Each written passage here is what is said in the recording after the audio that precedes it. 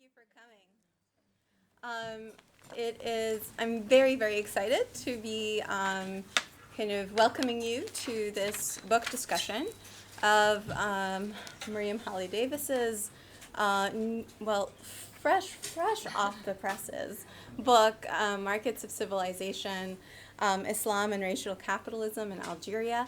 Correct me if I'm wrong, but I feel like this is your first book event after it came out, which we're very honored at SOAS to have that privilege. So thank you for joining us. And thank you all for being here for the Histories of Capitalism and Race in the Middle East and Indian Ocean series. This is our third talk of the term.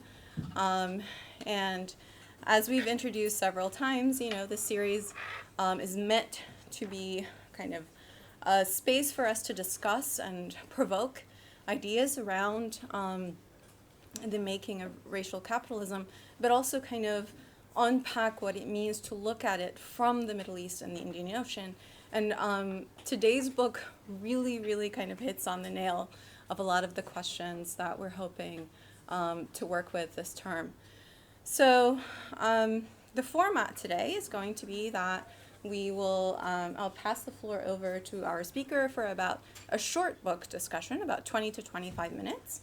After that, we're going to open it up to the audience for a longer than usual kind of space for you guys to engage with the book, either with questions to the author or discussion points that you want to actually throw out to the audience. And then we'll come back to Miriam, and we'll do this a couple of times so we have some space for both kind of a traditional format of a Q&A, but also kind of a discussion amongst ourselves as we build these themes together. So ahead of going into all of that, let me introduce our speaker and author today. So Muriam Haleh Davis is a scholar of race, development, and the social sciences in North Africa. Her recent book, this book, was published by Duke University Press in September 2022. So no, I wasn't joking. It's really fresh off the press. She has also co-edited North Africa and the Making of Europe, Governance, Institutions, and Culture, which was published by Bloomsbury Press in 2018. Her academic writing has been published by the Journal of Modern Intellectual History, Middle East Critique, the Journal of Contemporary History, and many others. So we have a very accomplished author with us. She has also written in non-peer-reviewed spaces like Algeria English, Public Books, and Truth Out, so has been really engaged in the public conversation as well. She is on the editorial board of MERIP, Middle East Research and Information Project. If you as students are not familiar with that, it is an amazing resource for scholars of the Middle East. And the same goes with Jadalia, which is also where Miriam has put her efforts. And she's working on the Maghrib page for Jadalia as a co-editor. So without further ado, thank you, Miriam, for being here. The floor is yours. Thank you. First of all, I am so thrilled to be here. It's been a solitary experience for many of us the last few years. So to be here, some people in this room read this as a dissertation maybe a decade ago, and I'm also really excited to hear how you all read it as the next generation of scholars thinking about these questions. So I'm really delighted to be here. It's also a scary moment in that now the book does exist, even if it seems it's been difficult to get a hold of, and so I also look forward to challenges that are not just me telling you about the book, but also your engagement with it. So thank you to everybody for organizing and all the time and labor that goes into putting these things together. I'm very well aware of, and the London weather has also cooperated. So that, coming from Northern California, is also great. So I'm going to try to keep this very brief. I'm going to open with the same anecdote that opens the book. I know that some of you were given a few chapters to read, but I think that this really gets at kind of the heart of what the book is trying to do. So on the 1st of April 1947, the Swiss diplomat William Rapard gave the opening lecture at the first meeting of the Mont Pelerin Conference, which had been organized by Friedrich Hayek and has been considered by many to be the first articulation of a neoliberal thought collective. Rapard had spent 18 years as the director of the Mandate section at the League of Nations, which was responsible for administering the colonies carved out of the Ottoman and German empires. So during his talk, Rapard mused on the alleged universality of Adam Smith's writings. Adam Smith, he said, quote, assumed that the average man, always and everywhere, sought to obtain the maximum amount of material satisfaction at a minimal cost of effort. And so that's the end of the quotation. But this ideal of the rational wealth maximizing subject, of course, has been theorized by people writing on Homo economicus and neoliberalism. And here I'm trying to unpack a kind of longer colonial trajectory. But Rapard was troubled by the assumption that this model of humanity was relevant everywhere, and perhaps not for the reasons we wish he was interrogating the concept. He recounted his time in Algeria during the landing of the Allied forces in November of 1942. And he said he had been, quote, impressed by the sight of the Arabs seated on the curb of the sidewalks, who seemed quite indifferent to what was going on and were absolutely idle, unquote. And so he goes up to a French friend, he expresses his puzzlement at this situation, and the French friend responds, quote, the Arabs in Algeria never do any more work than was absolutely necessary. And he explained that the French state had actually tried to increase their rations, but the result, paradoxically, had been this reduce the productivity of the Algerian Arabs. So this led Rapard to further his reflection, and he wondered if perhaps Homo economicus was based on a Scottish template. Maybe it was based on a Nordic mountaineer, in his words, that was a very different sociological being from the Algerian Arabs. He wondered if Adam Smith would have defended the universality of Homo economicus if this individual had been, quote, reared among the sun-baked race of Arabs who prefer leisure to work, security on the lowest scale to the insecurity of initiative, and therefore equality to liberty. It's the end of quote. So now, Rapard himself didn't pose this discussion explicitly in terms of racial categories, but I think it's pretty clear that lurking behind this question of the Scottish versus Arab type, we can think about how different races were defined in relationship to labor and economic productivity. And so I open with this anecdote because I think it gets to the heart of the book, which really looks at how the French state embarked on development programs after World War II, as economists and politicians revisited older debates on the relationship between race and the economy. So that is to say, they're writing against the backdrop of the Cold War, and they're increasingly promoting market exchange as an essential weapon in defending Western civilization and combating the twin threats as they see them, of totalitarianism on the one hand and decolonization on the other. And so here we can also see how colonial development is starting to influence mainstream liberal discussions. This conference has been widely written about by intellectual historians of Europe, with very little comment on how the colonial situation might have influenced these discussions. So my book focuses, kind of the heart of the book, on one example of colonial development, which is the Constantine Plan. And I realized this was not one of the chapters that I suggested you read, so I might spend a little bit more time on this than on the other chapters. And can I ask for the next slide? Thank you. And for those of you who are thinking about dissertations into a book and what that looks like, I also wanted to unpack a little bit my own very long journey from dissertation to book. This project has been in the making for almost 15 years, and my thinking on it has evolved a lot over that period of time. So the dissertation, as I proposed it to my director of my dissertation director, focused on one development plan introduced by President Charles de Gaulle in 1958, so in the heart of the Algerian Revolution, and this was known as the Constantine Plan. So my dissertation really focused on the Constantine Plan. And as I was thinking about the research, I had a few questions. I wondered whether this development plan in Algeria was different than metropolitan attempts at reconstruction after World War II. I wondered about the colonial context. Did these planners and technocrats and politicians have to adjust their expertise or predictions because Algeria was a Muslim majority country? And I also grappled with how to think about race in Algeria. And this was really a long a long-term reflection. It's clear that we can talk about racism in Algeria, and people do, but to theorize how Algerians were racialized, I think would take a little bit more work.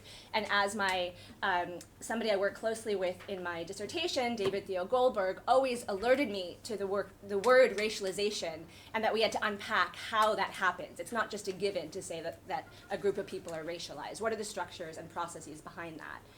So this is something I wrestled with, and I'll come back to. And my last question was about how the plan shaped Algerian nationalism, and kind of what happens to the plan after 1962? What happens to all of these ways of thinking and planning, and some of these reforms were implemented the moment when Algeria becomes independent? Surely it didn't just evaporate, as I argue in the book. So I'll say one quick thing about method. I don't know, as a historian, I always feel like I have to say something about method. I have actually quite little to say about method in general. I'm quite undisciplined that way. But one of the ways that I was reading the economy was to think about it not just as a way of redistributing capital and resources, but also as an indication of how planners and politicians thought about the human as a universal subject, defined by certain economic behaviors. So I was I'm a good Foucaultian in that sense. I was interested in the economy as something more than just the introduction and perpetuation of material structures, but of course that as well, and the two go together. So as I'm doing my dissertation research, and I'm very narrowly looking at this development plan, which is now only one of 6 chapters of the book, I find a quote that really struck me, and I think now provides a kind of grammar for the book. Thank you so much. So this is the quote that kind of still blows my mind when I read it. So this is one of the planners who wrote much of the Constantine Plan, and he's very triumphant about the Constantine Plan's effects in Algeria. He feels very good about this initiative. He says, thanks to the Constantine Plan, Homo economicus has been born. He has replaced Homo Islamicus, who accepted an extremely low level of material needs and who, as a result, did not feel the need to work more than necessary. And of course, this resonates with Rapard's quote that I mentioned at the beginning of the talk. But this revealed a kind of counterpart to Homo economicus, which was that of Homo Islamicus. And of course, to think about Homo Islamicus as a figure that crystallized in the late 19th century, if not before, during the Ottoman Empire, I think gets at some of what Cedric Robinson invites us to do in thinking about how racialism can inhabit forms of capitalist production and indeed different kinds of economic orthodoxies. So the book is really structured around these two ideal types, and I want to be really clear that these are not historical actors. These are foils or forms that help provide a vocabulary for thinking about the economy. Of course, in the archive, Homo Islamicus does not exist, nor does Homo economicus, as we all know. So just to be clear that these are not historical actors, but kinds of patterns of thought that reoccur at different moments of economic reform in Algeria. And so I'm interested in the tension between Homo economicus, the exemplar of European economic modernity, and Homo Islamicus, this model of native social practices, in quotations, and how planners believe the two are related. And this relationship shifts over time. So to grapple with how planners made use of this accumulated knowledge Muslims, I lay this out in the first chapter, which did not exist at all in the dissertation. And here is where I argue that Islam formed a racial regime of religion. And I might need the next slide. So this was kind of my solution, theoretically, to this religion-race impasse that I'd been struggling with through the dissertation, through early drafts of the book, where people would ask me, is it religion, is it race? And I said, well, it's both. Religion is acting as a racial category. Does that mean all religions are racialized? No. Does that mean Islam is always a racial category? No. So I had these. Then I presented the book in France, where they told me I couldn't use the word race at all, but that's another story. I'll be back there tomorrow. I'll let you know how that goes. So, I'm kind of grappling with what's the right vocabulary to express how I see Islam functioning. And so what I came up with and I'm riffing off of Brenna Bundar's work on a racial regime of property here, is a racial regime of religion. And the first chapter details how the category of Islam structures access to property, the accumulation of capital, and livelihood. And so I try to set that out in the first chapter. So clearly here, I'm interested in looking at the porous nature of race and religion, both as an analytic category, but also historically. And what I try to show is that there are shifting visions of capitalism or economic orthodoxy. There's not kind of one capitalist logic that runs through French Algeria. But at each of the moments of debate, planners are trying to understand how Homo Islamicus and Homo economicus fit together, if they can at all fit together. And they're assigning differential capacities and values to Algerians based on what they perceive as innate characteristics. And so just as kind of one footnote here, theoretically, many people, when I was presenting the book, would say, well, Weber already wrote about this, the Protestant work ethic, we know all about this, and it's about religion, right? Your story is once again about religion. And for those of you who maybe aren't as up as on your Weber, which is totally fine, he argues that the Calvinist view of individual election over salvation encouraged hard work and efficiency, but that Islam was organized around predetermination, and so that this led to a kind of deficient work ethic, or one that would not be as, as fruitful for the emergence of capitalism. But when you look at the footnotes of Weber, he's quite open and frank regarding the fact that religion shaped biological reproduction, for example. And he writes about the importance of hereditary and biological factors in creating attitudes towards capitalism. And in the footnote, he says he hopes that advances in racial neurology and psychology would confirm his analysis. So again, there are all of these ways in which the racial can inhabit the religious, and in which saying that religion is about individual belief, and so one can convert, therefore, religion is kind of an elective category, unlike race, falls apart.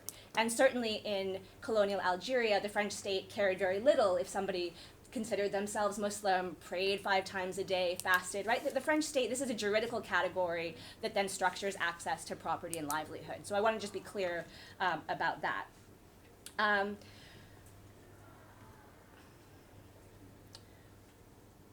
So that's the first chapter, and I riff off of Marx's visit to Algeria. For those who don't know, he goes to Algeria to cure himself of pleurisy. Funny anecdote, I actually got pleurisy at one point writing this book, went to the ER. When they told me it was pleurisy, I was thrilled because I said to the doctor, it's just like Marx in Algeria. I don't actually tell that story in the book, but since you're all here tonight, just like Marx in Algeria, I too had pleurisy. So I also want to be clear that I think it's easy to say, well, this is just a rehashing of 19th century myths of the lazy Oriental, right? We know this story. There's nothing new about this story. But what I'm trying to argue is that the reinvention of a market economy and society after World War I, and the reinvention of the market is a term that Angus Bergen uses, also fundamentally changes how racial classification operates. So yes, there is an older story about kind of the lazy native or the lazy Oriental, but it gets conjugated and expressed in kind of new economic ways after World War I. If you studied people like Albert Camus or Said's critique of Camus, that story I think is quite well known. And you can think about Phoenicianism in Lebanon or Pharaonism in Egypt as kind of corresponding ways of using a Mediterranean identity to buttress demands for nationalism based on Arabism or Islam. So a similar tendency happens in Algeria, where settlers see the territory as a Mediterranean melting pot.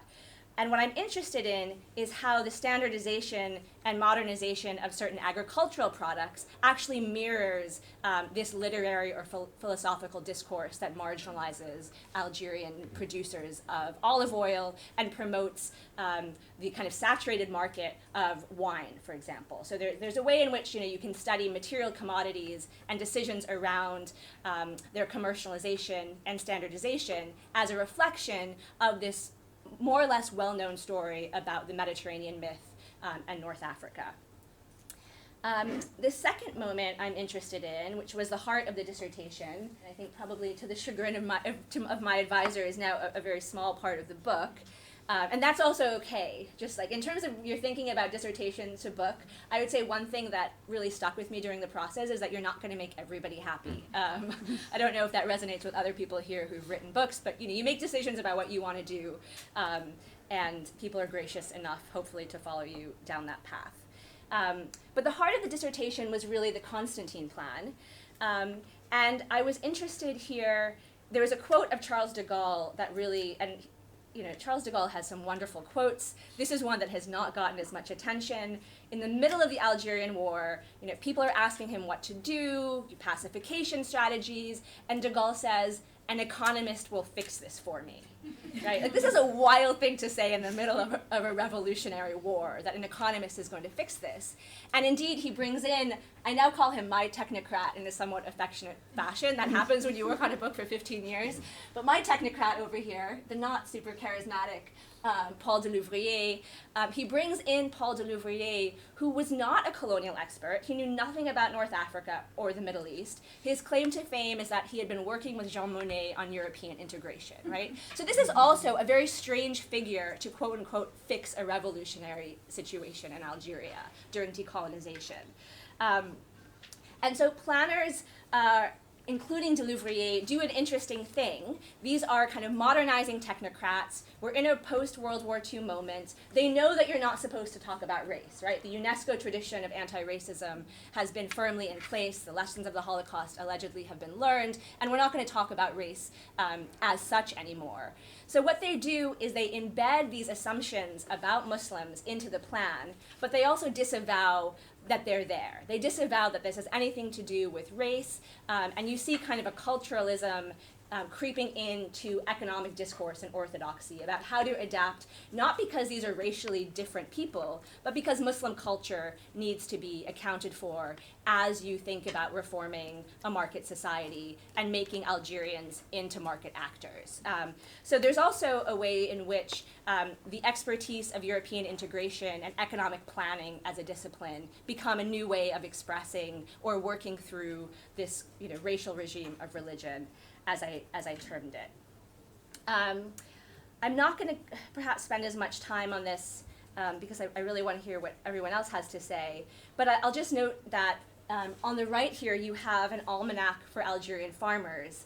And it's fascinating because in trying to get Algerian farmers to understand the notion of profit or how a loan functions, many of these almanac stories are framed in terms of Joha stories, right? So they're using a kind of folkloric vein, and sometimes they're also using things that sound like a hadith to incite Algerians to produce for the market, right? So here you have, he who is satisfied by meager wealth, and the word for wealth here is rizq, so a religious connotation.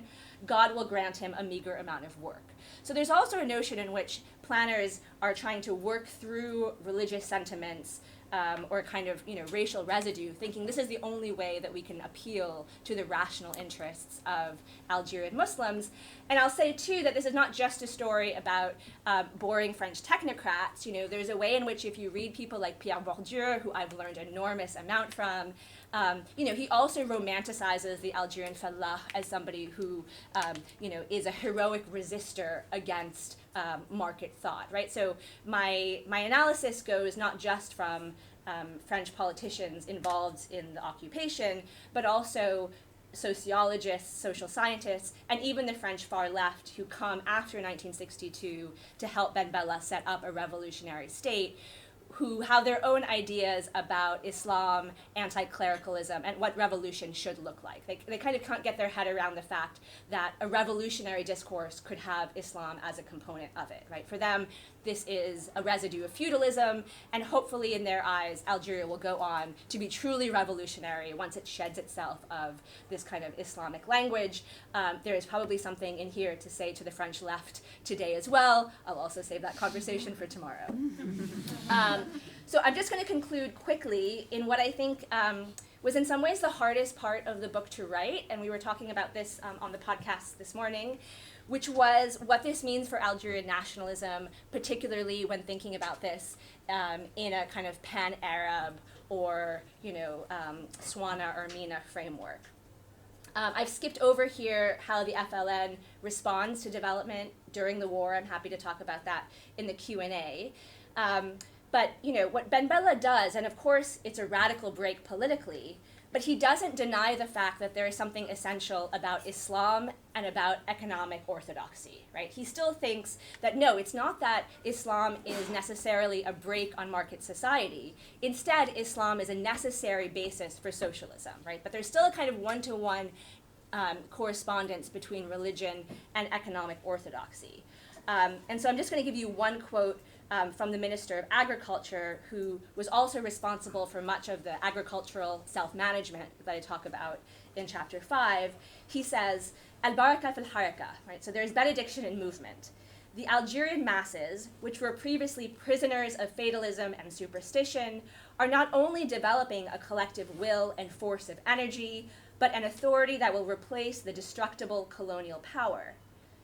Islam is thus not a backwards hereditary defect, not an ideological obstacle, but a motor nerve that is necessary for the revolution. So here you see the kind of colonial logic, I think, inverted pretty clearly. And as I argue in the book, it's Islam rather than Arabness that becomes the center of Algerian nationalism, despite some misunderstandings or projections by pan-Arab thinkers who are very inspired by the Algerian Revolution, but who see this on the basis of Arabism, due to their own, kind of political situations. So to conclude, and I've kind of lost track of my slides, I'm sorry. Yeah, here we go. And here's, Ben Bella and Nasser together, and a pamphlet from one of the youth bath parties at AUB who has a day of support for Algeria that I analyze in chapter 5. So one of the ways that racial capitalism helps us better understand Algerian history, I think, is that it gets us away from seeing Algerians as just those who were most dispossessed by the introduction of a capitalist system, and of course they were. But it helps us think about the ways that long-standing ideas about Islam and Algerian Muslims were the ground on which economic policy was conceived and implemented. So even as politicians and economists sought to reform the system in the early to mid-20th century, they still drew on a grammar of religious racial difference to introduce plans for colonial development. So also, as I've tried to note at the end of the talk, reflecting on racial capitalism and the ways that it structured questions of national belonging and authenticity in relationship to the economy also offers, I hope, some theoretical tools for understanding how state building functioned after independence. Thank you.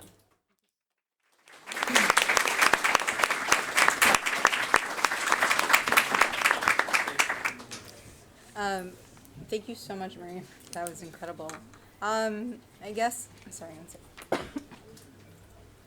All right, so there were a few points I wanted to make at the beginning, and I got too excited about Miriam's book to make them, so I'm going to make them now. Which is, first off, as you may have noticed, the session is being recorded. So if you want, if afterwards you feel like there's a comment or something you didn't want on the recording, please make sure to find us. Our emails and information are all on this board. So you can contact us about that. The other thing I wanted to say is that I wanted to thank my co-organizers and conveners who have made this seminar possible. So Hengame Ziai, Heni, and Mateen, who have co-organized this, but also Ada and Joao, who have been an incredible kind of infrastructure to build this together. So thank you.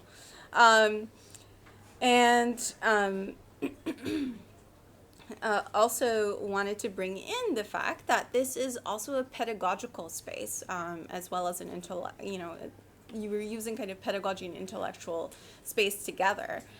So this seminar is actually linked to a module that Henny is teaching that revolves around the books that we discuss every week. And in my own module, I've introduced a number of the books as well. And so what you're seeing in the audience are a lot of our students who have put a lot of time and reflection into reading and thinking about your book, which is pretty exciting. And we have two of our students here as respondents. My apologies for not introducing you earlier. So we have Karis Stansfield, who will be one of our respondents, and Yara Dumani. They're coming actually from both classes, so we'll see kind of probably varying approaches to how the book was read. So without further ado, I'll actually hand it over to you guys. Did you have like a particular preference as to who's starting, or? Yeah, I think I'll start out. All right, go ahead, Yara. Thank you. Hello, everybody. Thank you so much for being here for this fantastic seminar, and a special thank you to Professor Davis for sharing with us your work and your time tonight. My name is Yara Dumani. I'm a graduate student in the master's seminar that runs parallel. As was mentioned, I'm hoping to offer us some reflections on the book and ask a few questions of Professor Davis that might help ground us in a discussion of the text and the broader stakes that I think it evokes. So Markets of Civilization, Islam and Racial Capitalism in Algeria works to uncover histories of empire building.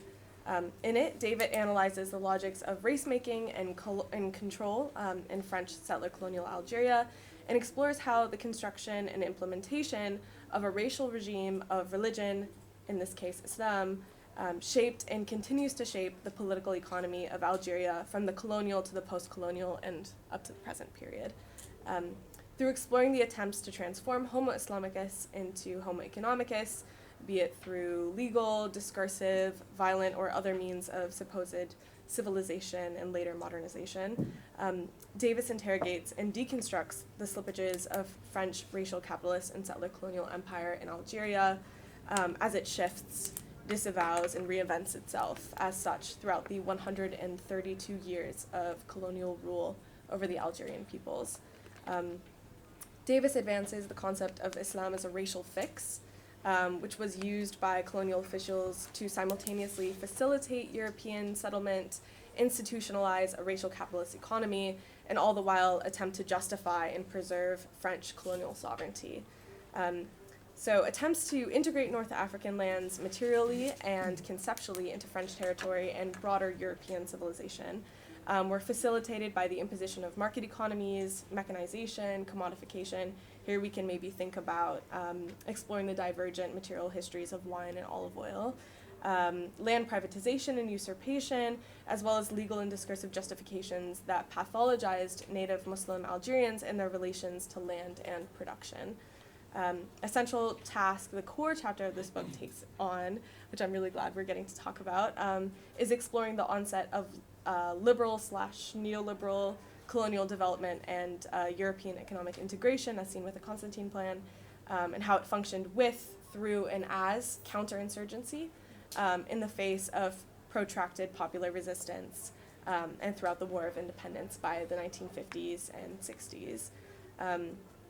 One such tool of pacification that Davis explores is the commercialization of agriculture and the marginalization of native Muslim falahin, who were simultaneously categorized within Oriental tropes as economically incapable, as well as constructed as specters of insurgency to be feared and controlled due to their connection to the FLN uprisings and supposed affiliation with pan-Islamism, which then brings in communism and therefore supposed totalitarianism in the post-World War II decolonial moment.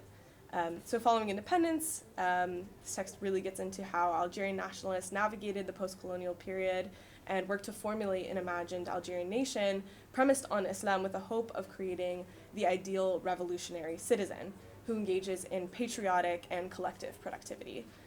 What comes to the fore here are the continuities of the role of religion within formulating an economy and a revolutionary front, in this case, Ben Bella's vision for an Islamic socialist economy, and those of French radical leftists and third worldists contesting, reinventing, or reproducing understandings of Islam. So this work not only pushes us to think about racial capitalism beyond the Atlantic world, but more specifically contributes to necessary scholarship on the Maghreb, which continues to be particularly marginalized in knowledge production. And I also really appreciate how this book is simultaneously localized and specific in its analysis, so like following the histories of laws and policies, market economies, and movements, while also attending to broader histories and historiographies through the use of Algeria as a case study, not only for this book, but also histories of how Algeria was used as a case study in the 50s, the 60s, and the following decades. I'm also very thankful for how the text remains clear even across the hundreds of years of history that the book covers, spanning from the late 1800s all the way almost up to the present day. So this brings me to a few questions that I have for you, Professor Davis. Hopefully that we can get thinking together. I might be a bit greedy and ask a lot, so if you want to take some thoughts up and leave some others behind, I will forgive you. So firstly, you touch upon how gender comes into play with the construction and reconstruction of Homo Islamicus and as a foil for Homo economicus. On page 83, you quote, or you note, the colonial administration often interpreted the so-called problem of Islam through the prism of gender.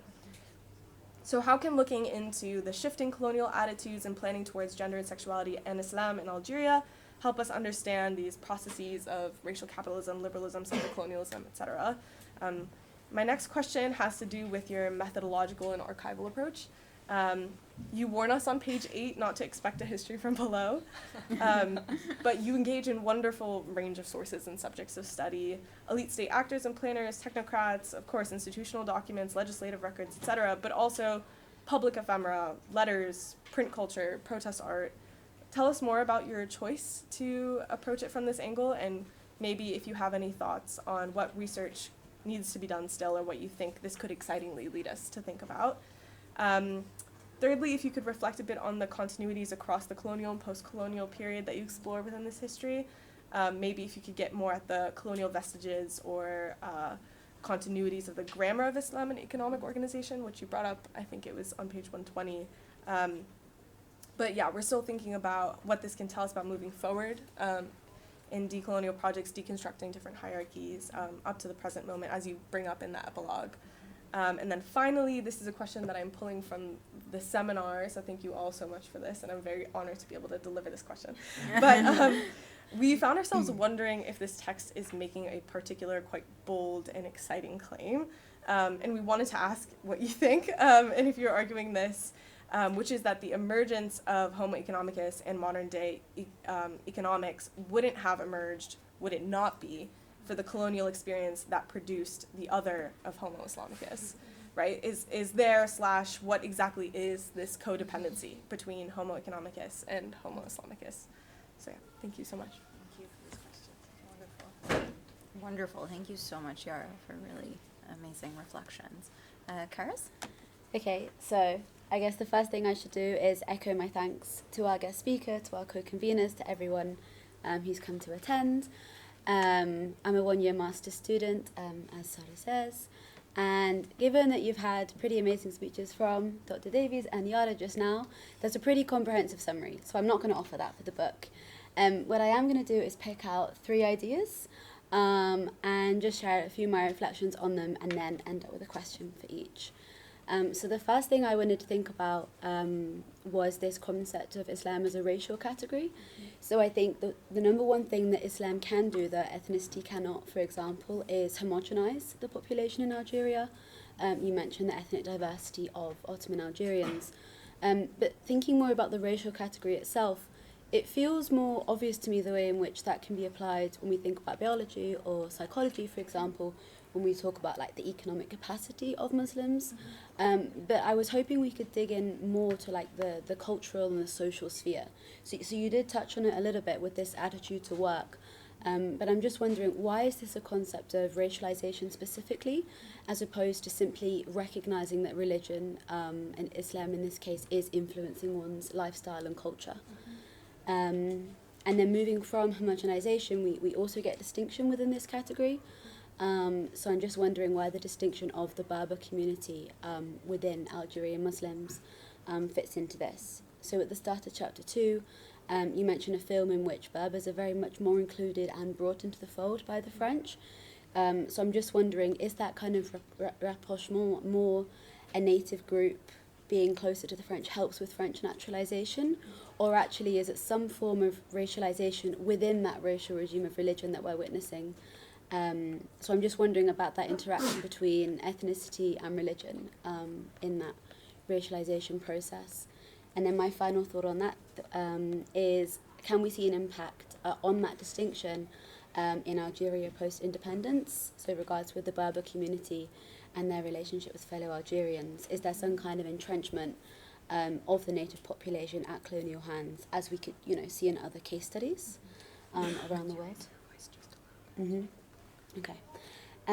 So, louder. The second thing I'd like to touch on is the legacy of the dichotomy of Homo economicus and Homo Islamicus. So we get a really great account of what happens in Algeria, as you mentioned in your talk as well just now. We see Ben Bella's intent on using Islam as a really strong characteristic of Algerian culture, and basically harnessing Islam as a basis for a socialist economy, unquote. And as you note, Islam has a more central role in comparison to potentially Arab nationalism. I'd like to push that conversation to France, if I may. And maybe now I'm really stretching it, because I'd like to move a little bit beyond economics, but perhaps secularization is more visible to see in politics and public life. So my question is specifically about a focus book, how we go from using underdeveloped to developing to describe certain countries. We use first world and third world, but they're still very loaded terms. So my question is there some language choice that doesn't carry the burden of a hierarchy and these superiority-inferiority dynamics? Or actually is the inevitability of such connotations simply reflecting the inevitability of that there is a hierarchy, and those lower down the hierarchy are going to be exploited within a capitalist economy? And if that's the case, changing our vocabulary and not our practices, and actually rethinking our economic models, is that just kind of dressing a wound that is not healing and is potentially getting worse? So I'm just thinking in that one about how we can see hierarchies just embedded in capitalism, and changing our economic grammar doesn't escape that reality. Thank you. Thank you so much, both of you.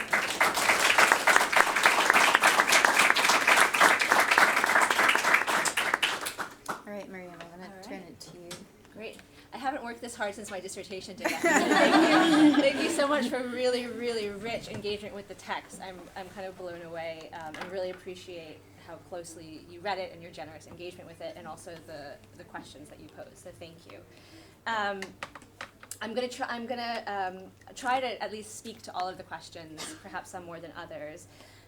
The question of gender was the first one that was raised, and even though I think it perhaps isn't as evident in the book as it might have been, my readings in feminist political economy were fundamental and have been fundamental to thinking about racial capitalism, right? Thinking about what kind of labor is legible, thinking about feminist critiques like Gibson Graham about capitalism as having a kind of teleology. So all of this was with me in terms of feminist critiques, Federici's work. I mean, I could go on, but thinking about the laboring subject and what labor means in a gendered capacity was really important for my ability to think about Homo economicus. And of course, Homo economicus is a Homo economicus, right? So in the language, there is a foil not only with Muslim or Oriental subjects, but also with notions that women are too irrational to understand, or too passionate, the passionate attachments that we can think of both in terms of gender or race.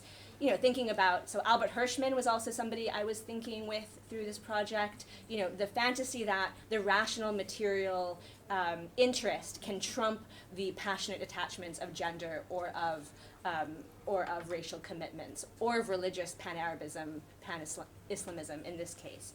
So I think that's one way of answering your question. Another way would be to think about, and I would recommend the work of Judith Serkis here, who's written a wonderful book on how fantasies around polygamy, sexuality, and gender roles impact what I call here the racial regime of religion, and the 1870 Act that kind of excludes Muslims from French citizenship because they're Muslim, right? So the notion is that they cannot have the civil code applied to them because they're polygamous. So notions of gender and sexuality are absolutely wrapped up in this. So I hope that, and perhaps, to tie that in with the question on the veil, the kind of staged unveilings that happened in Algeria in 1958 are about showing that, Algerian women want to be French, that they are happy with the colonial system, and we know, the army had them literally burn their veils in public. And so there's a staging of assimilation through taking off the veil. That's very much, I think, about the specter of religion and Islam in particular in laïcité, and not just about the visibility of the veil versus a cross. And people like Joan Scott have written about this in the Stasi Commission. I think that's maybe those two questions can intersect in some ways. The fantasy of modernizing the Algerian woman was very much part of the Constantine plan as well. I talk a little bit about that in chapter 3, but not as much as I could have.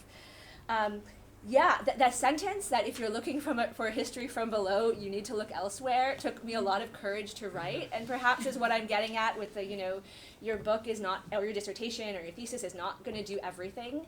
And I think there's a wonderful project there to think about that in terms of how did Algerian individuals think about Islam given the reality of their social practices and worldviews and the French state. And I had a lot of discussions with colleagues about this. And I think, there's also a way you could think about that more broadly in terms of lived experiences of racialization or state interpolation versus the kind of the violence of what that means. So I'm aware that I'm using Islam in a very specific capacity here as a juridical structure. I think that would have been a really different and very difficult project in many ways in terms of the archive as I encountered it. My technocrats, as I say, left a lot of paperwork, but that's harder to get at in the archive. Although I don't think it's impossible, but that wasn't exactly my project. The continuities across the colonial and post-colonial period, I'm a little bit hesitant to say the continuities go until the present day. I talk about the Hirak and the way that economic policy and the writings of Malik Ben Nabi come back up in the Hirak as a formulation of this. But I think the Algerian Civil War is such an important moment in how this changes and an important moment in the way the state and Algerians think about Islam that I'm hesitant to go too far from the Ben Bella, maybe Boumediene period. So I'll just kind of add that as a disclaimer. I will say, however, that I think in terms of broader ideas about decolonization or decoloniality, one of the things I hope my book gestures at is that the notion of a kind of clean break or an outside of the modern, even by the most radical of actors like a Ben Bella or a Frantz Fanon, they are still working and grappling within vocabularies that they've inherited, even as they're doing incredibly radical things with them. So I think there is a subtext in the book that that we shouldn't look so easily for a clean outside for radicalism, and that even the paradigmatic example, well, I'm biased, but for me Algeria is the paradigm of revolution, had to kind of struggle with the legacies, both epistemological and structural, of what colonialism left them with. This question about the emergence of Homo economicus and was it dependent on Homo Islamicus is a fascinating one, and I do dodge the bullet for sure in the book with that. I will say that I do think this is now, I realize this was not the book title, because it's quite painful to keep saying Homo economicus and Homo Islamicus over and over and over again. But I think Homo economicus depends on a foil or another. I don't think that foil had to be the Algerian Muslim. I think we can think of other foils that help this self-conception emerge. And even thinking about philosophers from Locke to Montesquieu who give us the basis of the liberal self-possessing individual who's therefore capable of possessing property. Breda Bandar's work here, I'm citing heavily, allows for the emergence of something called Homo economicus, and also is contingent on those who don't have those capacities. So I wouldn't want to give Algeria too much credit in fashioning this, but I think it's one instance of that. Moving on to the question of kind of ethnicity, race, biology, religion, I think that's a really knotty and important question. And the fact that there is no biological basis for Islam as a racial category, I don't think excludes it as an analytic category, right? Because all racial categories have an imagination of the biological, which can be fashioned and refashioned and has no material basis. So whereas I think we can think about ethnicities in terms of the Berber question, the fact that structurally anybody who was Muslim, including the Amazighs populations, end up being foreclosed from Algerian citizenship, right? So even, you know, Algerian Arab Jews achieve citizenship through the Khmer Decree, but Algerian Muslims, including the kind of the Berbers, as the French called them, do not. And so there's a clear dichotomy that emerges through the 19th century where a biological imaginary of Islam and the Arab is put on one side, and the kind of whitening, as I argue, of not only the settler communities, because the settlers coming to Algeria are coming from, you know, from Italy, they're coming from Malta. These are not people who would have been considered typically white in a Northern European context, right? So they end up having access to French citizenship along with Algerian Jews, but Algerian Muslims do not. So the category that allows for that, you know, binary to occur is Islam. And there is a biological imaginary behind that, even if, you know, all racial formations are built on imaginaries of biology, and there are a lot of debates on how true that is. So, so absolutely the kind of alleged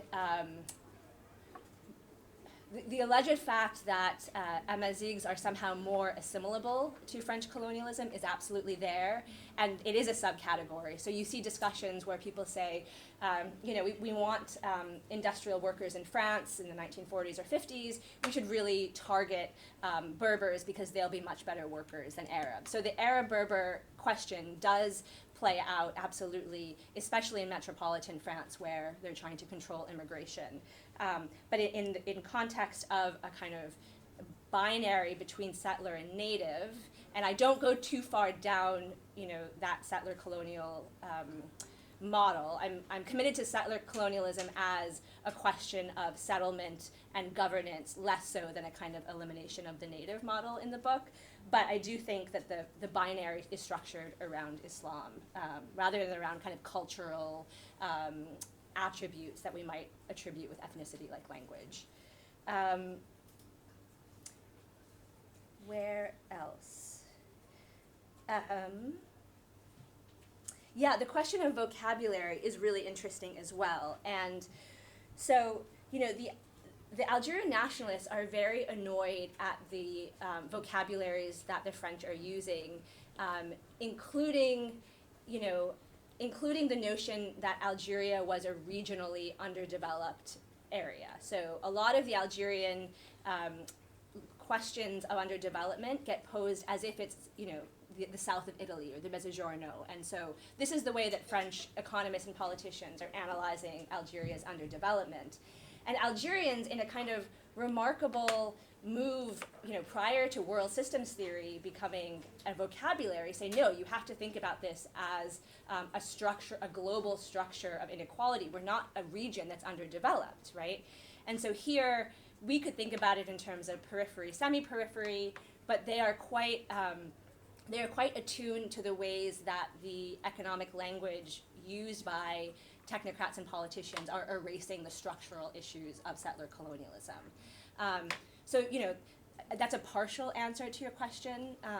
Certainly, third worldism and the third world didn't have the same negative connotation in the 60s that it does now. You know, third worldism was something that people asserted, including Frantz Fanon, as a kind of a project that was hopeful. But certainly the notion of underdevelopment was one that was kind of struck from the vocabulary in favor of the developing, or voie socialiste, a kind of a socialist project. But absolutely, I and more importantly, the Algerians who I was reading are very aware of how economic language can obfuscate or highlight global structural inequalities that are due to the capitalist system. So I hope I've touched on all of those amazing questions. Thank you both so much. Thank you so much, Muriam. All right, we're gonna give Muriam a little bit of a break. Did I pass my district? Did I get my PhD? Did I pass? and open it up to the audience for a bit of an extended kind of Q&A. So in this format, feel free to ask questions that are directly to the author, or if you have comments or discussion points that you want to share as kind of more open-ended with the audience, also a room for that. So I'll collect a few of those and then turn it back to Muriam. Yes. Me? Okay. So thank you so much for this fascinating talk. And especially I read about chapter 3 on page 87. It said how the forecasting the future has become an activity of research supported by scientific disciplines, by observations, by rational hypotheses and calculation. So how I was fascinated by this regulations or manipulation of the population in Algeria, and how do they internalize within this French policies in North Africa or the Maghreb. And it recalled me back to a book by Osama Abi Marshid. His book is Apostles of Modernity, Simonians and the Civilization in Algeria. So he approached this through a educational objective or educational approach, but you approach this with a legal and also religious and political economy perspective. So I have two questions. So first one is how do the Pied Noir population in North Africa, especially in Algeria, can play a role in this regulatory processes or the political economic manipulation of their identities and their race in general, and how the Algerian resistance or the Muslims responded and reacted to this remake or reinvention of their status. And my second question is could you expand upon how do this intra-colonial competence in the economic competition, like the Italians, the Germans, or the British, also in Algeria, few of them, how does their citizenship or their subjectivity or their status, their situations can play a role that can be fit or not to be fit into this colonial remapping of Algeria and their. Yeah. Thank you. Other questions? Oh, we're going to take it. There's 4 questions there. Henny? We're going to be taking a lot of these, so thank you so much for a wonderful presentation, wonderful comments from the students. I have lots of thoughts and reflections and questions. I'm going to have to really hold back, but just to share a couple. I suppose the first one is, well, one of the things we've been trying to do is link the text that we've read across the 3 weeks. And this kind of, this seminar and also the module that's attached to it is kind of linked to this provocation that colonial modernity is premised on the production of sort of conceptual distinctions and binaries. And each of the texts we've read, I think, have dealt at least with one sort of central binary. So Nada Mumtaz's work, through looking at WAP, forced us to look at the binary between religion and economy. Last week, Alden Young provoked us to think about how our economic vocabulary was racialized, so economy and religion. And then when we came to your book, I think we saw this kind of triad. So we had sort of economy on one side, and we had, I suppose, religion / race on the other side. And I think, so one of the things that came to my mind when we were thinking about sort of the race-religion dichotomy, it seems to me that religion itself, as a category, even before we sort of get to race, is one of the, I suppose, products of colonial modernity, right? The fact that we demarcate a space called religion, and obviously building on the work of Tal al-Assad and sort of others. So I'm just kind of curious as to how, maybe your work does engage with that or doesn't engage with that. That's the first question. And the second one is about, this fascinating chapter you've got on neoliberalism. So I'm very interested in this recent literature on the colonial genealogy of neoliberalism, to which you're contributing. And I was expecting something that would take us sort of to the 19th century, but you're going straight to sort of the 50s, right? Which, I mean, as far as I understand, but please feel free to clarify. And I suppose one question I had was, this is obviously not a diffusionist account, right? So it's not something that is coming from Montpellier and moving outwards. So how would you sort of characterize your account? And secondly, since Homo economicus is such a, I suppose, central figure in this text, what came to my mind is that Homo economicus himself, I suppose, isn't a stable figure, right? So the Homo economicus of liberalism, this subjective, self-interest, utility maximization, I think is different from the Homo economicus of neoliberalism, which obviously is the human capital subject, the entrepreneur, self-investing. So it'd be just fascinating for you maybe to tell us a little bit more about which Homo economicus you have in mind. And of course you do mention human capital several times in the text, which was really interesting and exciting. I think that also has a sort of colonial genealogy, I think, that we can sort of unpack. I'll stop there. It's a comment and questions. I know more of a comment. All right. Yeah. Thank you so much for this talk. And my questions, this is building on the discussion and the questions already, so it might be slightly redundant, so feel free to skip them.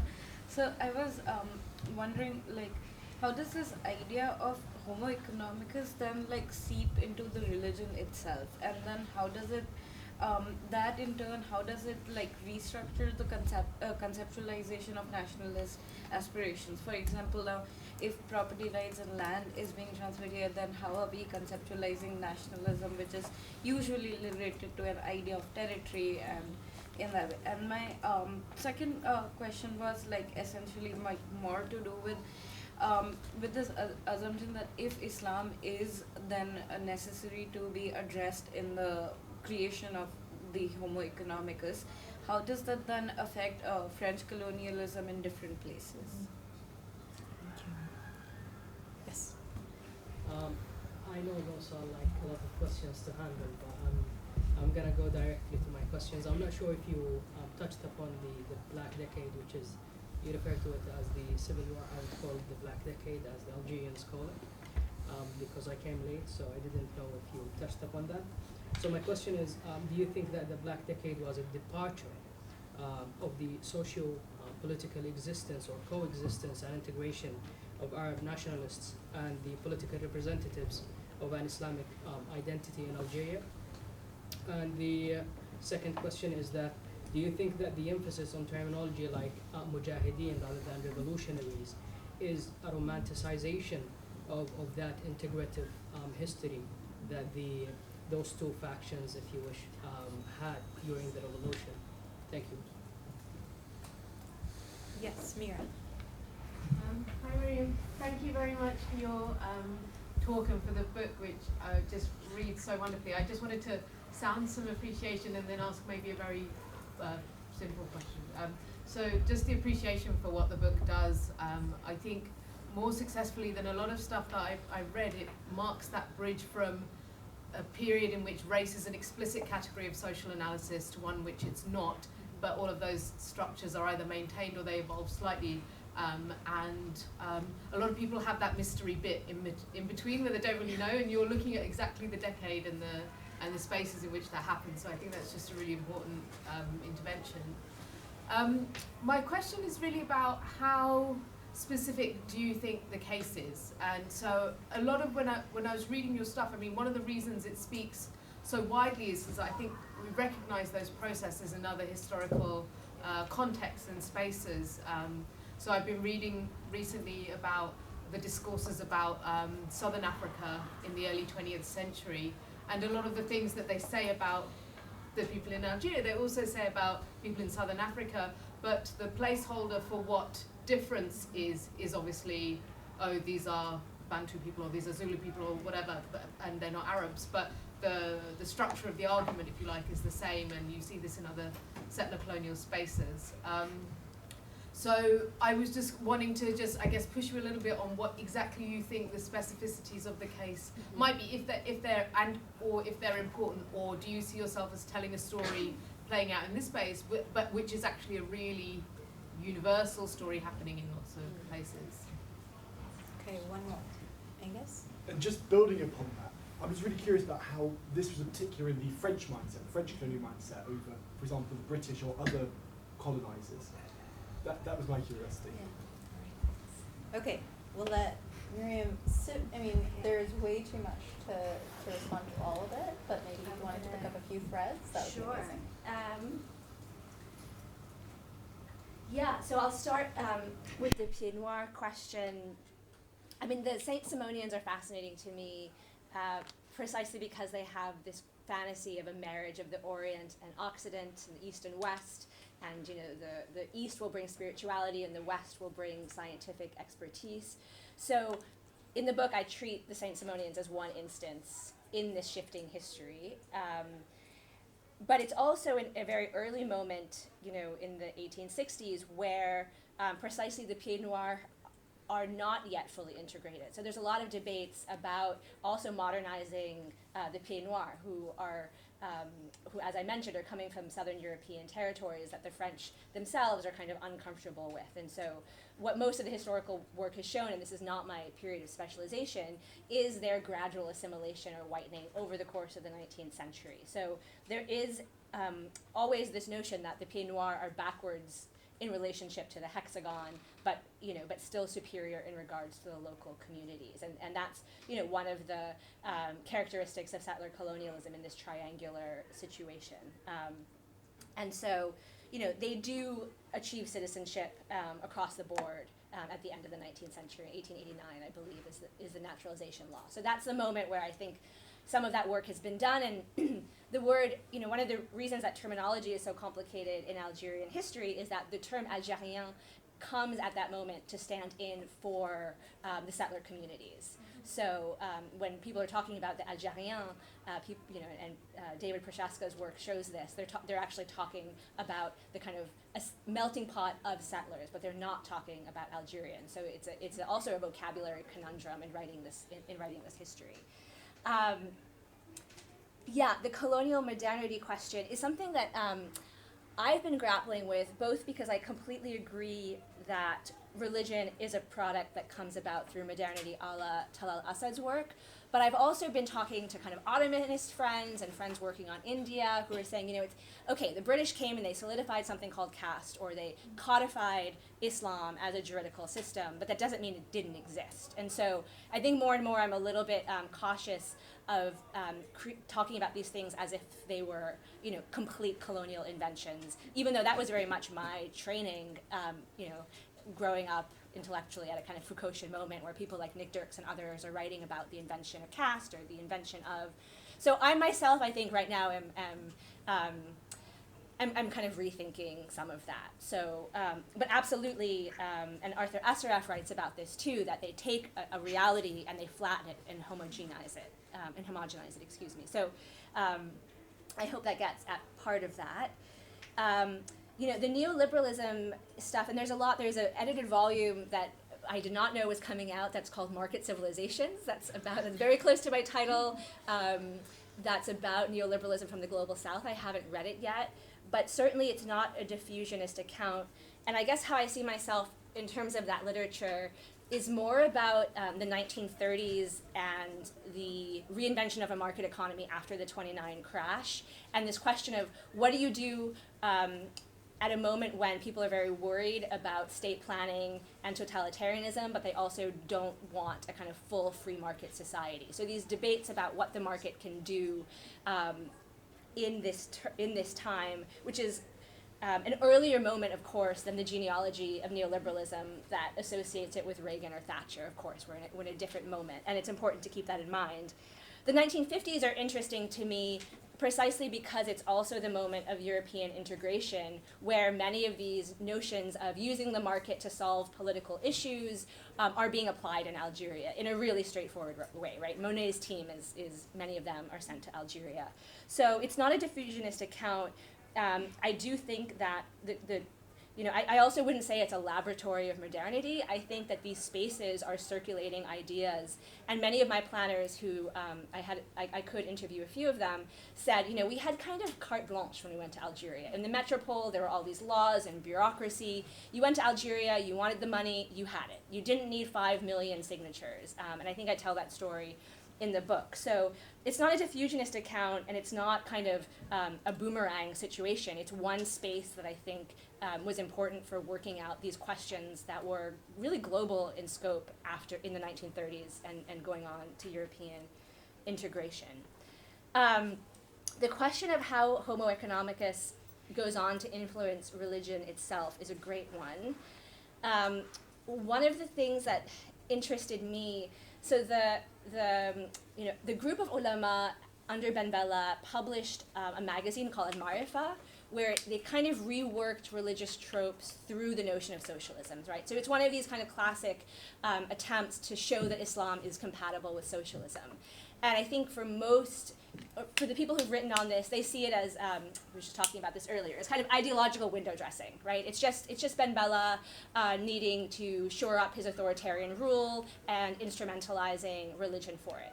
I'm not saying that's wrong, but I think there's something much more interesting about the reworking of these concepts that is kind of thinking about socialism in new ways. That's not just authoritarianism, the way that other people have written about this. And also, I read the journal, and I'm dealing with the Arabic sources in a way that I think, because Algeria being what it is, sometimes people are not as focused on the Arabic sources as on the French, and there's much fewer of them. So.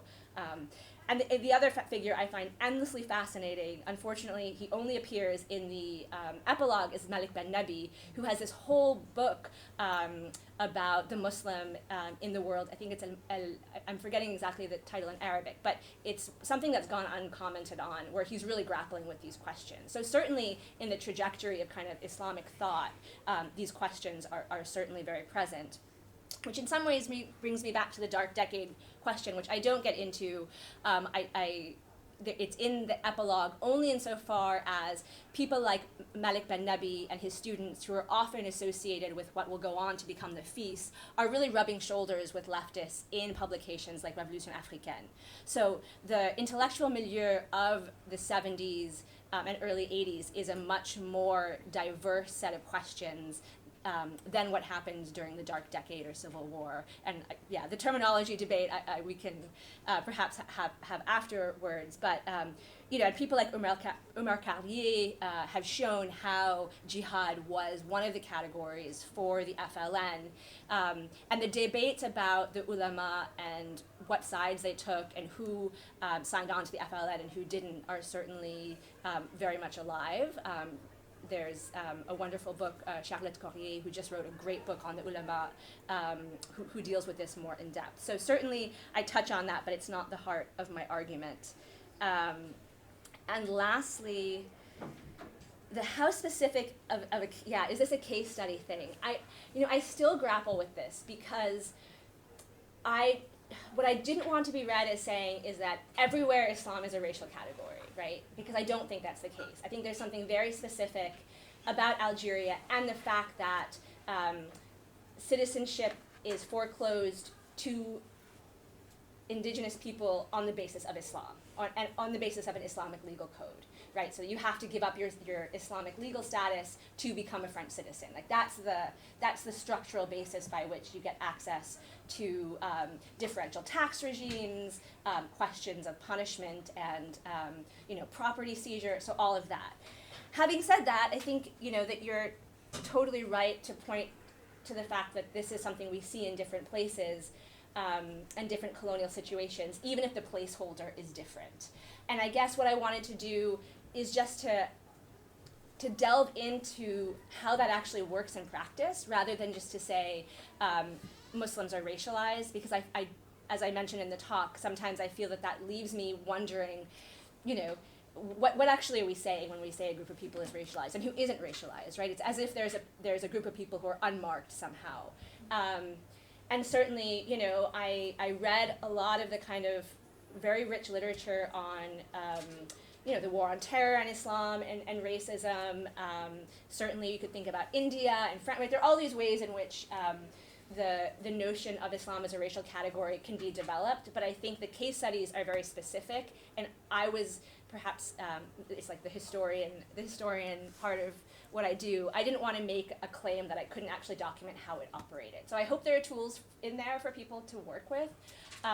You know, and I have colleagues who are like, well, this isn't that different from Morocco or Tunisia, which is true, but the way that the colonial state operated in those places was very different. So I guess I see it as kind of, here's some tools and things I was thinking about. If people find that helpful for other cases, that's great. I was just maybe lacking the confidence or ambition to kind of go that far. Did I miss anything? All right, let's open it to another round of questions, discussions. Break. Combat sport anyway. Johanna. So I had a question with regards to, what I found really fascinating is your discussion actually of the peasantry. Yep. And one of the things that struck out to me was, in some ways, how similar the constructions are of the peasantry within France and within sort of revolutionary North Africa. In terms of the French perception of Algerian peasantry, you know, you have the two strains, which we discussed particularly during the Constantine era, which depicted, you know, the trained civilized ones versus the sort of the backwards ones, similar to in some ways the conceptions of them in France as, you know, you have these backwards peasants, but at the same time they represent our national identity. Do you find any mirroring of the types of language among Algerians when it comes to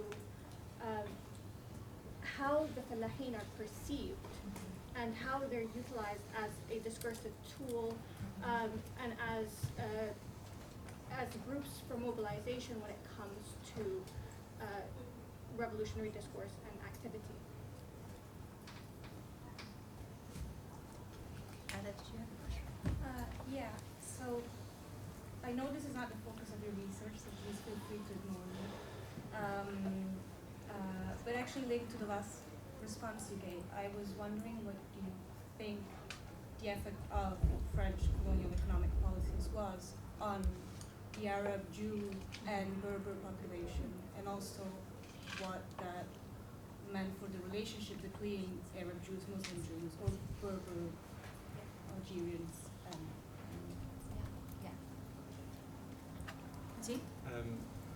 So I also was really interested in the peasantry, and I love chapter 4 actually, where you talk about that. And I was interested in this.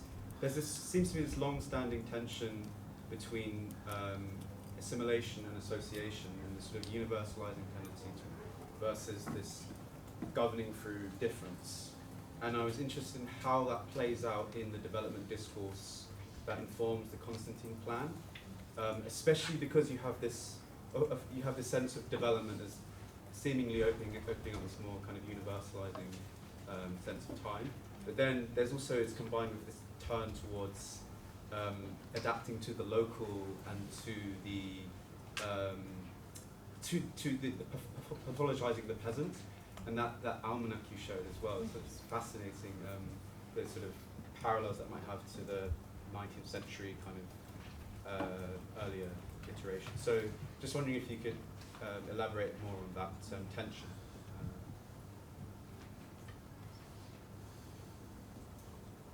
Questions? Thank you so much. I want to bring back to the Islamic fix question. So in the beginning of the book, you're trying to say how they use this as an excuse for refusal of universalization of capitalist activities in the Algerian community, and how you use this to shield the colonial sovereignty that as a hierarchical structure. In me, it sounds like how the conflict of interest between capitalism and settler colonies start to collide and start to pick one of them over the other over time.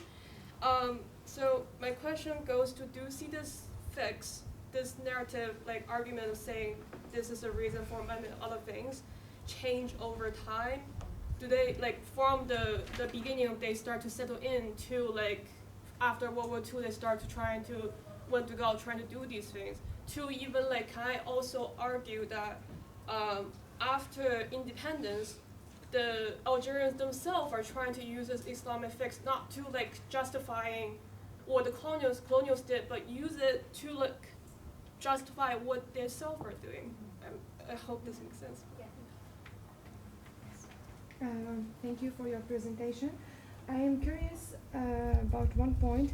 How did the plan of Constantine and racial capitalism and Islam affected the Algerian economy in post-independent Algeria, especially the failure of the agrarian revolution and the heavy industrialization policy under Boumedien's rule, and how it affected also the current Algerian economy, since Algeria is considered as an annuitant state or annuitant country, dependent mostly on oil and gas and resources for its economy.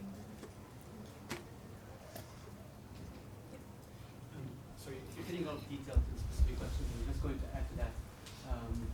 You touched on the Malik bin Nabi, just now, and I know you kind of talk about him towards the end of the book. So maybe you could I'm just curious why Malik bin Nabi became this figure that a lot of Algerians returned to in the Hirak, the significance of Malik bin Nabi, and also, given this a decade of you between the dissertation and the book, how is the Hirak, how has the Hirak changed your kind of argument, this return to Malik bin Nabi? So maybe you could tell us a little bit more about that.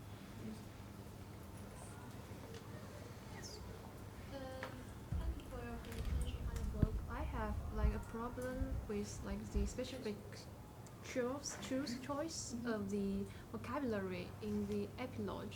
You mentioned that like both the Constantine plan and the Banabi's writing works like on the Islamic civilization. You mentioned that they both of these kind of thinkings produced like a dichotomy between like the technique progress and also another Algeria identity rooted in Islam, and like you continue to elaborate that this kind of dichotomy actually contributes to the grammar of colonial modernity that enables like or tries to separate a universal economism, like separate it from the anthropological visions of man. So because like this book is actually centered around like the dichotomy between the Homo Islamicus and Homo economicus. So I'm wondering like here the very sense of anthropological visions of man, the vocabulary you're using is referring to what, and how does it like build the connection with your discussion about the two Homo Islamicus and the Homo economics? Yes. First of all, congratulations, Miriam, on the book, and thanks for the great, very clear presentation at the beginning. And all these questions have been really great. Penny, I particularly appreciate your comments about the different kinds of Homo economics that there have been, and that we should distinguish between liberalism and neoliberalism. And sometimes I think that gets lost in some of these like new histories of neoliberalism. And your response to that, Miriam, I think was really helpful when you sort of reiterated that it was a post-29 attempt to think about reconstructing the market. So there's a specific material context in which these ideas gain purchase, as opposed to just intellectual history of market ideology. My question was about the post-colonial period, and specifically I was thinking about it after one of the audience members about the oil and gas industry in Algeria. And you referenced how Ben Bella kind of inherits and continues to use this racial regime of religion in thinking about sort of development writ large. But I was wondering if you could just again speak a bit more concretely about what the political economy of post-colonial Algeria, I don't know if it's the continued presence of French capital, big French companies, or eventually the rise of the oil and gas sector, what that means for how this kind of analytic this frame of development, how it actually operates on the ground. Because sometimes I think we just talk about it as the creation of planners, and I know it's harder to do social history and this kind of thing, but I just wanted to ask you to maybe speak up. Thank you. Yes. Okay, thank you for being here. I first want to push back on the notion that Islam is a racial category, on the basis that I believe that Islam is a universal identity, and the Ummah, which is the worldwide Islamic Muslim community, is a universal phenomenon which unifies all of humankind. So I just wanted to make that point first. And then secondly, I wanted to say, how does the close relationship between race and economic exploitation function and materialize in Algerian society specifically? Like, how do those two concepts intertwine and interact?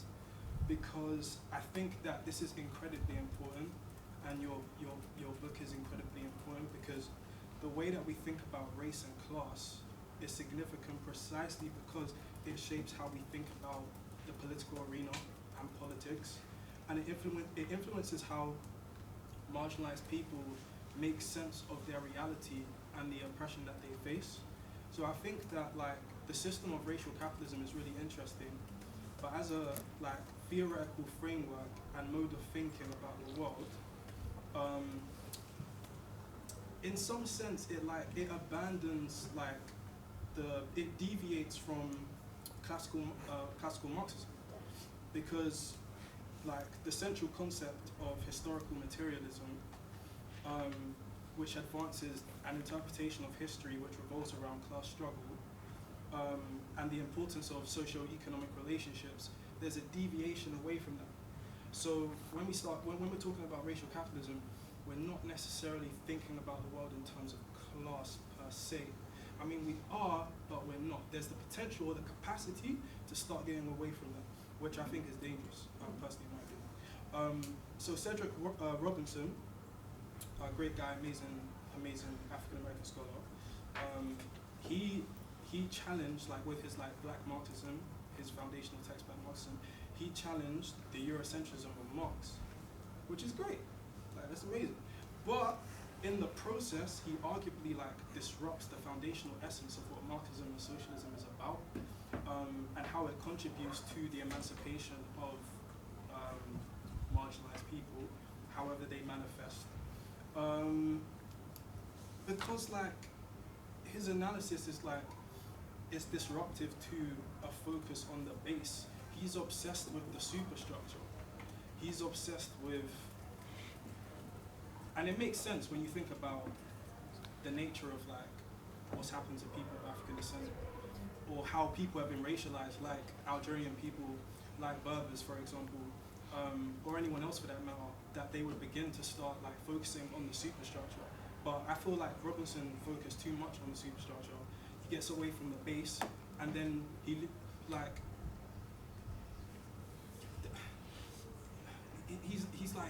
no longer focusing on the relationship between bosses and workers.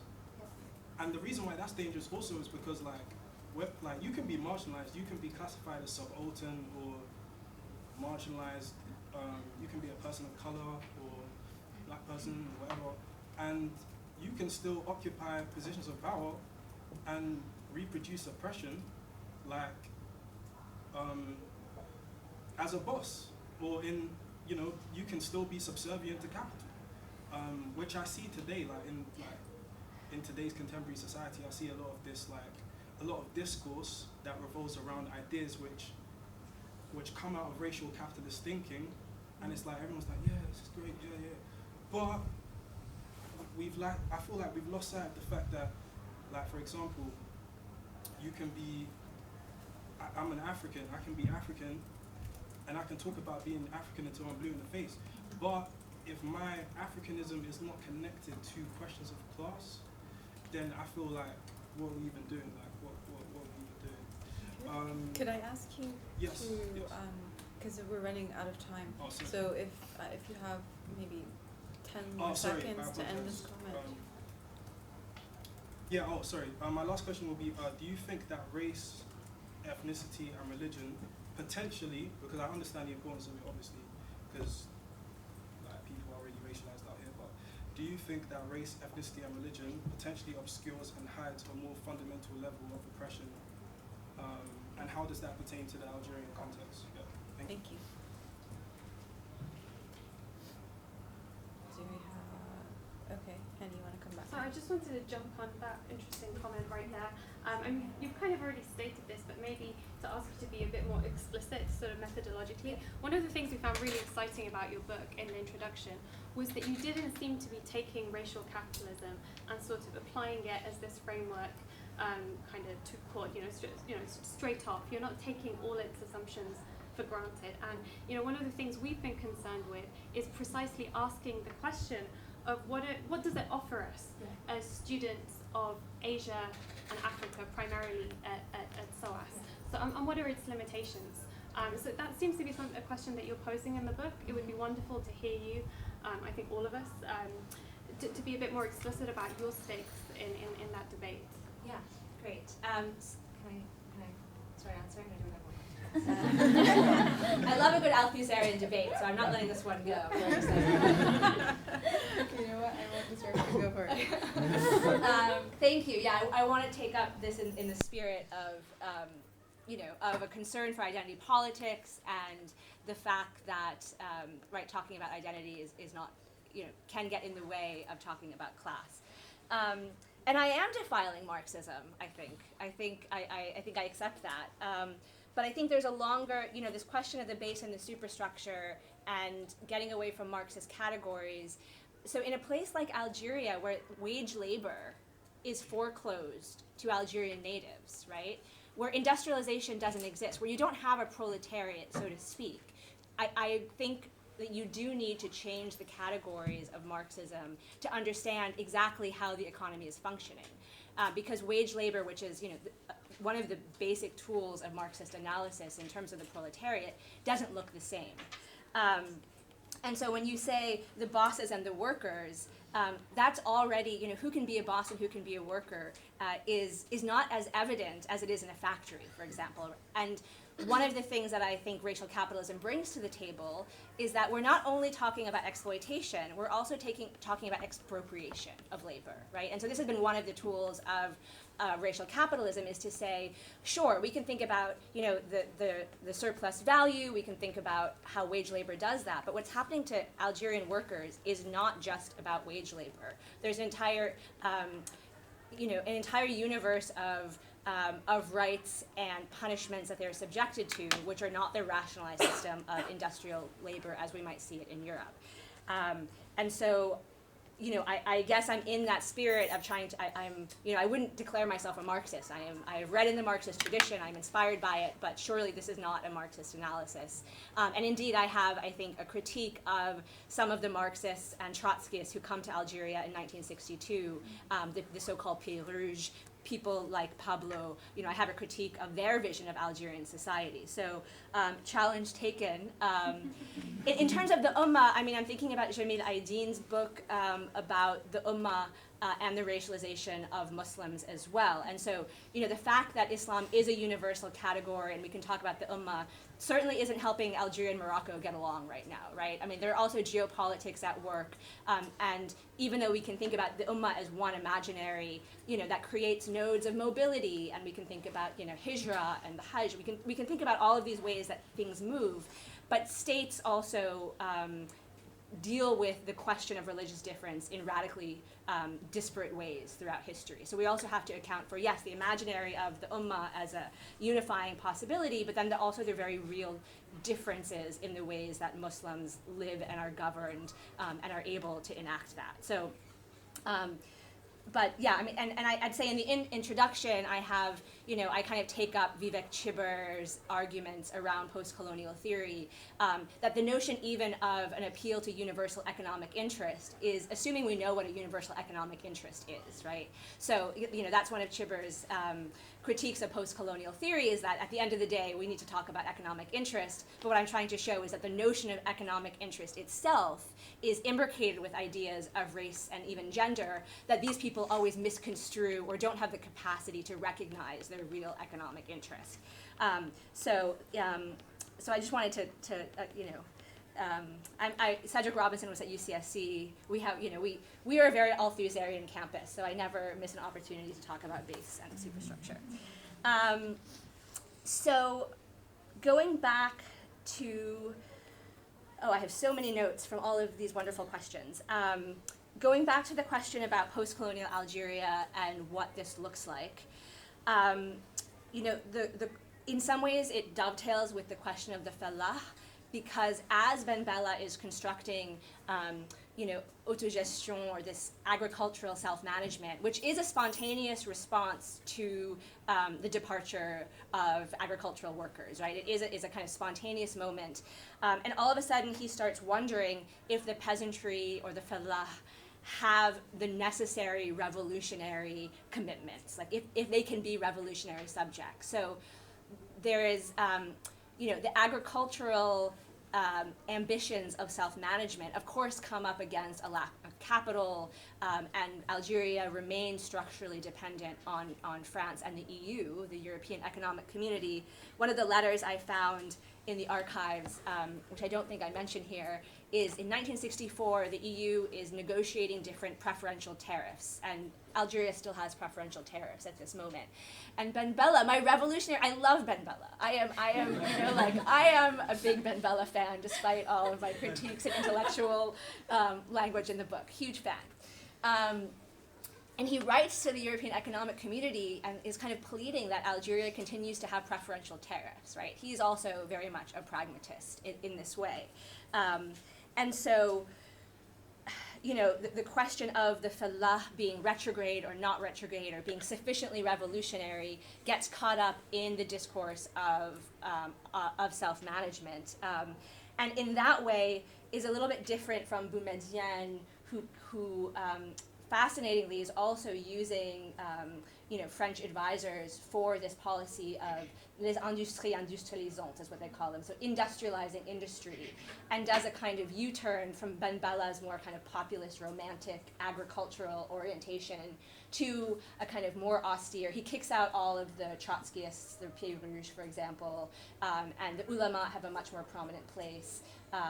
So there is an economic shift, but also a shift in the vocabulary of religion and how that's getting tied to it, if that makes any sense. And in terms of oil and gas, and the current economic conjecture, one of the things I write about in the epilogue is when they were trying to pass, or did pass, the hydrocarbon law during the Hirak.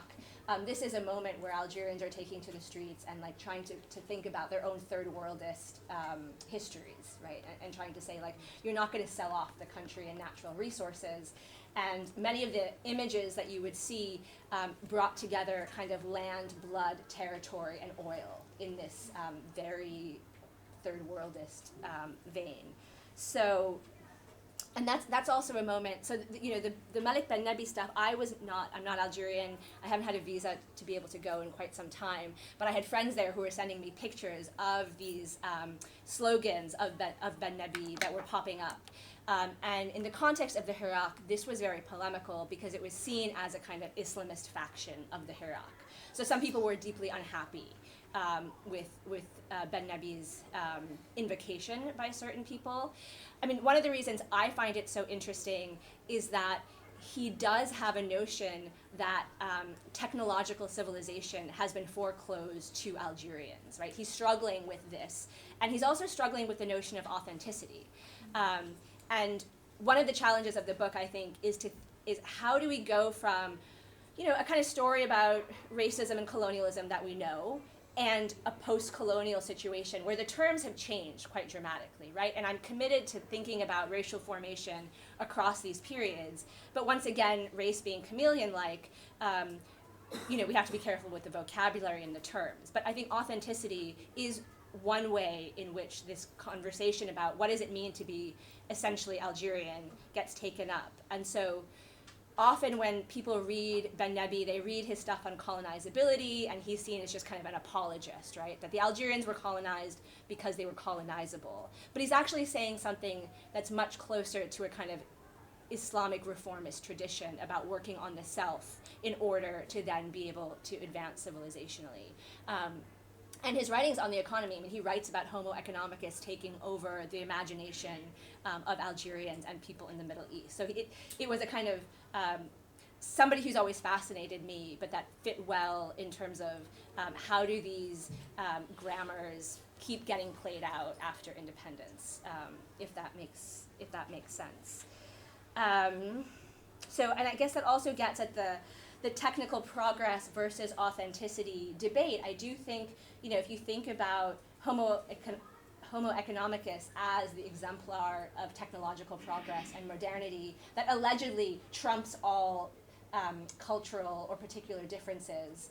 So you have that on the one hand, and perhaps my phrasing there of an anthropological vision of man, now it sounds very Foucaultian to me, right? That there are these regimes of social sciences that make man visible.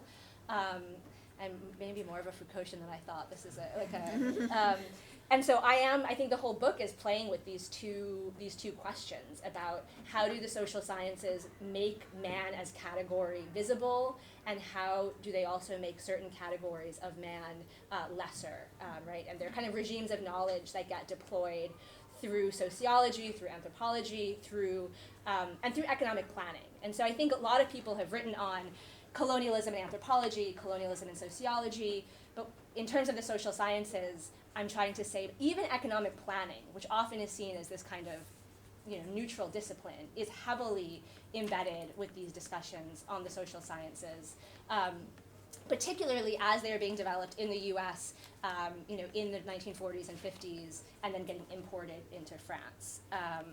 So I hope that offers a little bit of clarity about, the question of authenticity and how I'm using it. Yeah, and for the racial fix, how are we doing on time? Okay.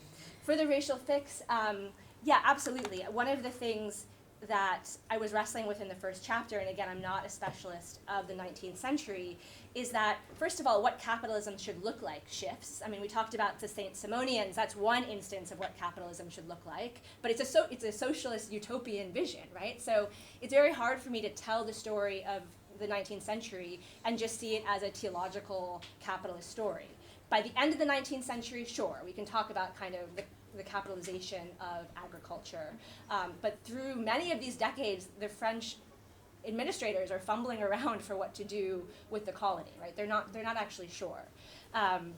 Including this fascinating parentheses where you have Napoleon III and the Saint-Simonians actually trying to instigate a socialist utopia in Algeria. And so often what seems like it would be the right move economically for capitalist accumulation gets trumped by the need to settle a territory, which happened in settler colonies. And so that argument often comes back to this notion of aptitudes and capacities. And so, riffing off of David Harvey, maybe it's a little bit, it was just too cool of a phrase to leave alone, but perhaps it's a bit too neat. I try to think about a racial fix to capitalism in terms of the moments when the quote-unquote logical thing to do for capitalist accumulation is not done in the name of racial or religious difference. Did I get through all of these? No, I certainly did not. So yeah, the question of the peasantry, I think is in many ways analogous to Egypt in the romanticization of the fellah as a potentially racialized figure and as a figure that emerges through the social sciences. I'm thinking about Omnia Shekeri's wonderful book that was so important to my own writing. I think the difference is that in France, as you noted, the reference point is the paysan, right, is the French peasant. And so if in France they are, to use Eugene Weber's phrase, trying to turn peasants into Frenchmen, in Algeria the question is, can the fellah be made into a French peasant? And that discussion, once again, is getting worked through rural sociologists who are debating not only the Algerian peasant, but also the African peasant. And what I find fascinating about that discussion is that it's not about how much land they have, how close to markets are they, it's not about subsistence. Their notion of the peasant often comes back to ideas of culture and oral culture versus written culture. And so, you know, the fellah goes on in many places in the Middle East to be a both demonized subject that's kind of backwards, but also a heroized subject that is seen as, you know, the real essence, the authentic essence. And certainly in Algeria, the debates about to what extent the fellah and rural populations played in the War of Independence have been really polemical. And I think it's precisely because of this ideological commitment to what the fellah comes to stand for, which is a kind of space outside, allegedly, the colonial system. I'll just say that there are a lot of amazing rural sociologists doing work in Algeria in the 50s and 60s who show that, you know, the fellah are completely adapting to what's happening around them, of course. That's not. And then the last question about assimilation and association is a really interesting one, precisely because, you know, I think that the colonial administrators don't agree among themselves. And I think we're also at a moment where association is the more popular set of ideas to kind of govern through culture. And the line between, you know, governing through culture, which seems like, okay, we're going to adapt to local customs, that seems like a good idea, to redefining what local customs mean in a kind of orientalizing vein is a very thin line. And so I think one of the things I try to communicate is that even if there's no agreement on what to do, the two poles of Islam versus the economy are always seen in contradistinction, even when people, you know, disagree on how that. So the military, for example, are very different in the way they talk about Muslims. They say they're backwards. There's no way that this can, you know, they're for French Algeria. My modernizing tachnocrats, as I affectionately call them, are much more, you know, no, of course they can also be modern subjects. They're into kind of a softer vision of modernization than a kind of military top-down. So the language that they use is very different. And as I argue, that language goes on to shape international development discourses after independence, as, you know, Algeria becomes this prize territory for international initiatives. And for the last thing I have written down, I think we're done. Aria Azoulay has written wonderful things about how the French colonial regime shapes Algerian, Jewish, Arab, and Amazigh populations kind of in relation to one another. So she has a great short piece that came out somewhere recently, and I'm not able to remember, but if somebody emails me, I can send it to them. Thank you all. This was a really rich discussion. And,